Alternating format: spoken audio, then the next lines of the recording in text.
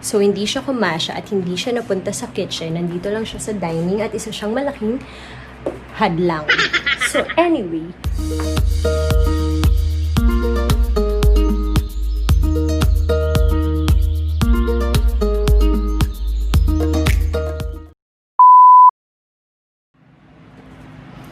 Hi guys! Welcome back to my channel. It's me again, Royce. And today, we'll have another episode of our hashtag Tita Hits.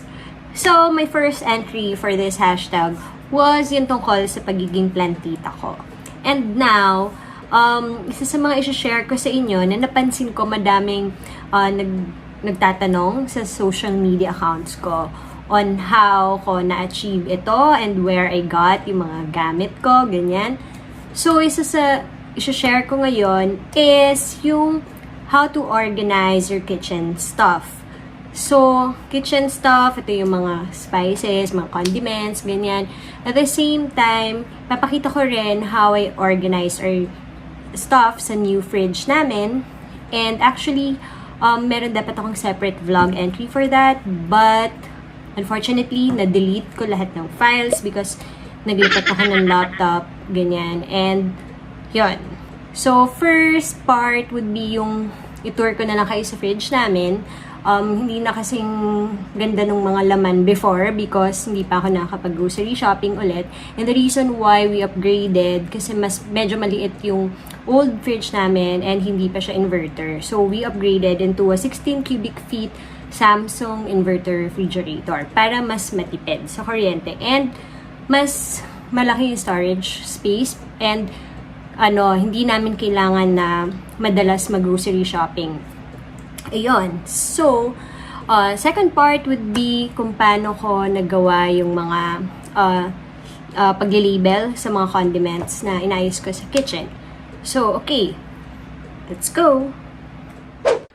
Okay, so ito yung old fridge namin. Medyo maliit siya. Mas matangkad pa ako sa kanya. And ayan yung laman. Wala na siyang laman pala. And ito actually, inopen ko to for swapping. And hopefully may mag-swap or bumili. So ito na yung pinaglipatan ko sa kanya. Tadan! Ayan. So when I ordered this, hindi ko na measure yung this part. So, hindi siya kumasya at hindi siya napunta sa kitchen. Nandito lang siya sa dining at isa siyang malaking hadlang. So, anyway, merong leather-ish na finish dyan. Na, hindi ko alam kung paano nila achieve, pero ang galing. Mukha siyang leather look. Ayan o. Ayan. Anyway, okay. So, dito naman, control, twin cooling siya. Meaning, separate yung cooling system sa taas, sa freezer, and dun sa fridge. Okay, so this one, dito mo change yung temperature. So, this one for the freezer. Change mo dyan. Sabi, hindi daw enough yung 15 degrees sa freezer para hindi mabulok yung mga food. So, kailangan 17 up. And then, dito naman sa fridge, and then, adjust. Yan. Tapos, ito, yung freezer convert. So, yung freezer mo, pwede mo i-convert into a regular fridge lang kung wala ka namang mga frozen stuff. At the same time, pwede mo rin na yung to keep the freezer running lang. Say, mag-out of town ka, ganyan. And lahat ng mga pwedeng mabulok na stuff, ilagay mo lang sa freezer, tapos i-stop mo mag-work yung lower part, ganyan. Para at least secure lang yung mga food mo na hindi mabubulok. And mas matipid sa kuryente because freezer lang yung nag-run. And then, sa lower part naman, ayan, ito yung gusto ko siya, yung meron siya easy access dispenser na for cold water namin ginagamit. And may lock siya in case may kid ka. What's nice also about this, meron siyang alarm pag I think around 1 minute na naka-open, either yung top or yung bottom part. Ayun, nag-alarm na siya. So, sa taas, ito, of course, meron siyang ice maker. Ay, ano ba yan? O, basta hindi ko siya mabuksan. Ayan. Okay. Tapos, ito yan. May twist dito yung gagawa. Pero gusto ko madaming ice, kaya meron pa akong mga extra. For this one naman, nandito yung mga meat. Ito yung mga nirecycle naming container ng mga binibili naming meat sa SNR. And ito yung mga for food deliveries, ganyan. Nire-recycle din namin yung mga containers. And this one I got from Japan Home Center. 88 pesos lang. Then, ito, lahat dito, mga fish. Ayoko sana gumagamit ng ganito. Kasi masyadong matamlin lang. Diba, ito yung ice cream ka na. Tapos biglang pag-open mo. Tingnan natin. Ching! Isda pala siya. So, ayoko gumamit nito. Kaso, yun nga, lola ko kasi naglalagay sa ganito. And, I mean, naabutan ko na lang na ganito. Tapos, kino-question ko siya na bakit siya niya nilagay. Pero dyan pa rin niya lagi nilalagay. So, hayaan na natin. Basta alam natin hindi siya ice cream. Dahil ang mga ice cream ay nandito. And, mga Korean, yung mga ice cream na binili ko. Tapos ito, useful siya kapag magde-deliver ng food or babiyahe kasi makikip niya yung lamig or yung pagiging frozen ng food. And ito naman, yan, meron akong ramen from Mew Mew Ramen. It's good for 6 months daw yan. Na hindi ko pa niluluto. Anyway, ayan. Crab sticks for sushi bake. Okay, that's it. Then, for the lower part naman, ito na. So, let's start here. Meron siyang, nag-alarm na siya agad-agad. Anyway, meron siyang part for the eggs. Actually, may tray siyang ganyan, no? And this one, may extra ka pa. Na, pwede mo siyang ilagay dito sa part na to. Yan. Tapos, tama. Okay, ang ilalagay ko dyan. Ito, ganyan. Tapos, pwede mo rin siyang ilipat like this. Kaya natatanggal siya. Pero dyan. But, hindi. Dahil kasi ako, dyan siya. So, balikan muna natin yun. And then, ito. Lagi akong may Gatorade. Kasi, it's pag nag-workout, okay siya. And, of course, sa hangover, okay din siya. So, yan, may middle portion. Yan, gusto ko naka-fridge yung mayo and ketchup. Then, dito naman, ayan, soft drinks, beer, wine. So, ayan, ito, usually smoothie to, but dahil wala pa akong titimpla ulit, nagagawa, yan, Gatorade muna. Okay, and then this part naman, supposedly for vegetables, for meat to, but ginawa ko siyang lagayan ng dairy products. Hindi ako naglalagay ng meat dito unless it's something that we can consume na within yung, pag malapit na siyang masira, ganyan. So, yun, para lang dito, nilalagay ko yun para ma-remind ako na kailangan na namin makonsume yun because it's about to expire for the meat. But most of the meat talaga nandun sa taas. Mga frozen stuff na sa taas. So, ayan. This one naman, yan, I have yogurt, butter, cheese. Okay, and then, second layer para madali siyang maabot ng lola ko. Dito yung, meds. Ayan, yung ibang meds na nahaluan ng beer. Supposedly kasi paglalagyan ko yan ng soju.